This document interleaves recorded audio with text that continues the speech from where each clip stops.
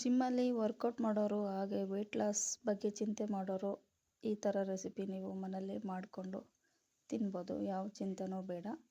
So ಬನ್ನಿ ಯಾವ ಥರ ಮಾಡೋದು ಏನು ಅಂತಂದು ನೋಡ್ಕೊಂಬರೋಣ. ಇನ್ನೂ ನನ್ನ ಚಾನಲಿಗೆ ಯಾರೇ ಸಬ್ಸ್ಕ್ರೈಬ್ ಆಗಿಲ್ಲ ಪ್ಲೀಸ್ ಸಬ್ಸ್ಕ್ರೈಬ್ ಮಾಡ್ಕೊಳ್ಳಿ. ಹಾಗೆ ನನ್ನ ವಿಡಿಯೋ ಇಷ್ಟ ಆಯಿತು ಅಂದರೆ ಒಂದು ಲೈಕ್ ಮಾಡಿ, ಹಾಗೆ ನನಗೆ ಸಪೋರ್ಟ್ ಮಾಡಿ. ತುಂಬಾ ಹೆಲ್ದಿಯಾಗಿರುತ್ತೆ.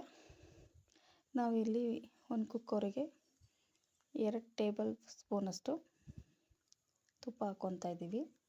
ಹಾಗೆ 1 ಸ್ಪೂನಷ್ಟು ಜೀರಿಗೆ ಹಾಕ್ಕೊತಾ ಇದ್ದೀನಿ.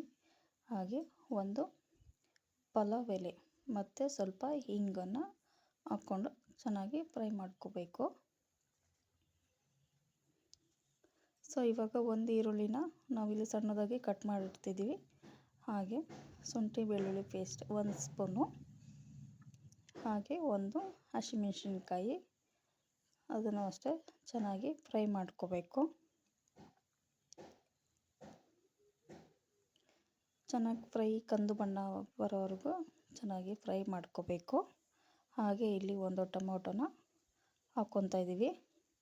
ಸೊ ಇದನ್ನು ಅಷ್ಟೇ ಚೆನ್ನಾಗಿ ಮಿಕ್ಸ್ ಮಾಡ್ಕೋಬೇಕು.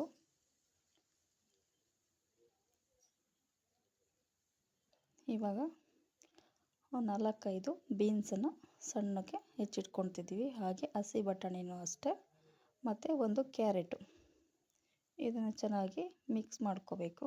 ಹಾಗೆ ಸ್ವಲ್ಪ ಅಷ್ಟು ಅರಿಶಿನ ಹಾಕ್ಕೊತಾ ಇದ್ದೀವಿ.